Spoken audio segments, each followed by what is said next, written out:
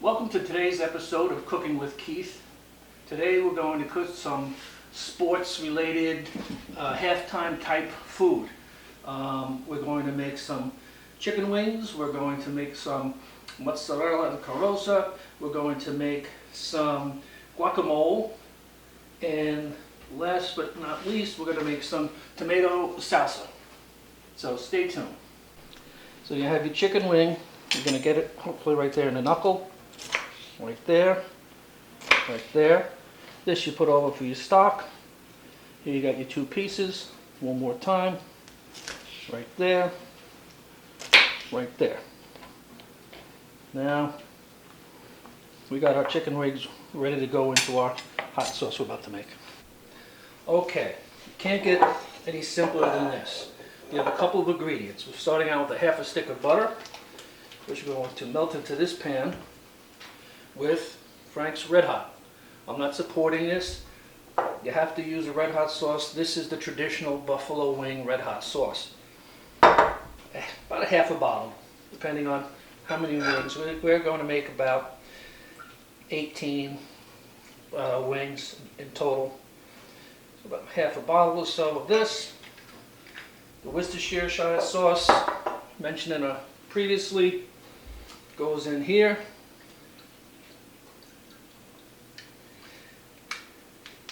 The juice of a half of a lemon. Okay, this is Italian zesty sauce. This again, I've learned this recipe from my sister who lived in Buffalo in the early 60s when they first were coming out with these recipes, which they did invent in a bar in Buffalo. And she tells me that this is what they use. Open up a packet of this. Throw it in. The butter is melting in with the Worcestershire sauce. I don't think I put enough of that in here. I'll add some in.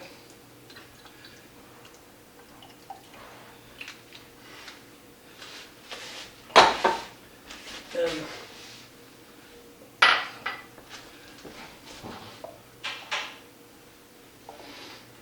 all nice and heated up. Doesn't have to be too hot, just to melt the butter, get it in there. Now we're going to turn it off and add our chicken to it.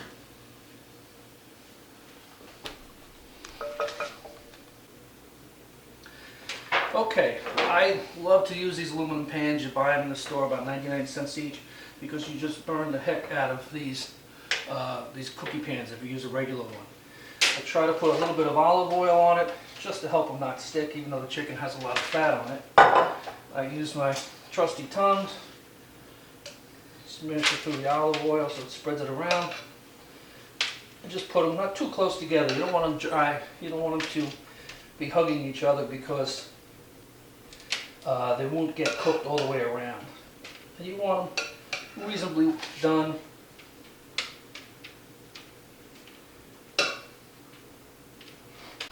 Okay, our wings are ready to go into the oven. We had preheated the oven to about 300, and we're going to stick them in about an hour and a half. There's no set time. It depends on how you like your chicken wings. I think an hour and a half, you take a look at them. Sometimes you flip them over and put a little bit more of the sauce on there.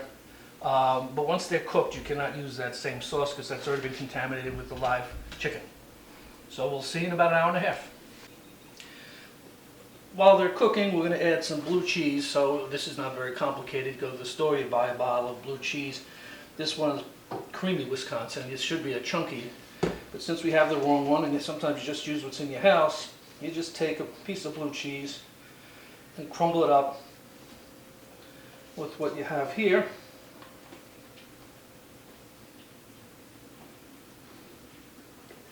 And this is for your friends to dip in on.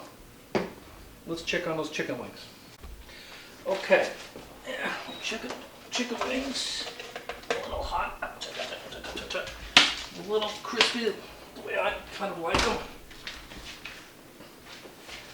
I'm gonna get a clean pair of tongs. And I put that in the middle, put the wings around it. You can put the celery if you want to get fancy with it. I don't really do much of that.